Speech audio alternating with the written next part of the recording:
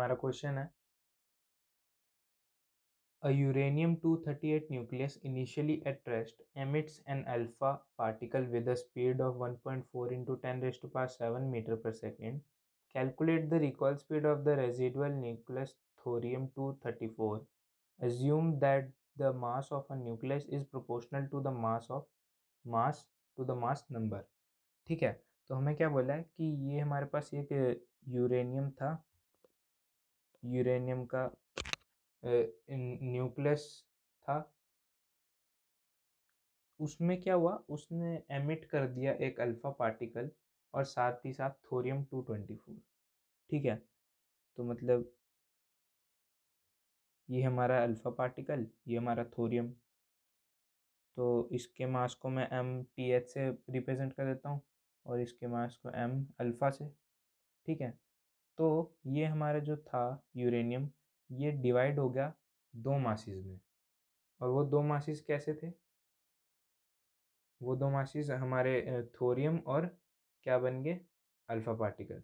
ठीक है, तो जब ये एमिट हुए तो इसने मान लो u की वेलोसिटी गेन कर ली और इसने v की वेलोसिटी गेन कर ली।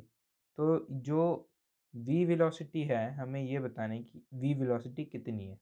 ठीक है, अब यहाँ पे इसमें कोई बाहर से तो हमने एनर्जी दी नहीं है ना? एनर्जी हमने बाहर से नहीं दी, ये अपने आप बैठ के फट गया। तो मतलब एनर्जी जितनी भी थी इसमें वो कंजर्व्ड है ना? एनर्जी कंजर्वेशन है, तो एनर्जी कंजर्वेशन है तो मोमेंटम भी कंजर्व रहेगा। तो इसका मतलब मैं क्या लिख सकता हूँ,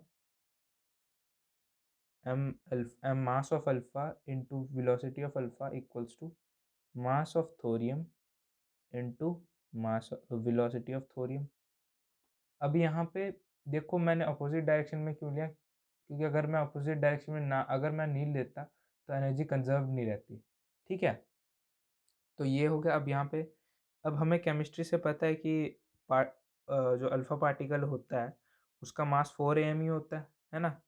तो बस वैल्यू पुट कर दो, 4 into 1.4 into 10⁻⁷ equals to 239 we.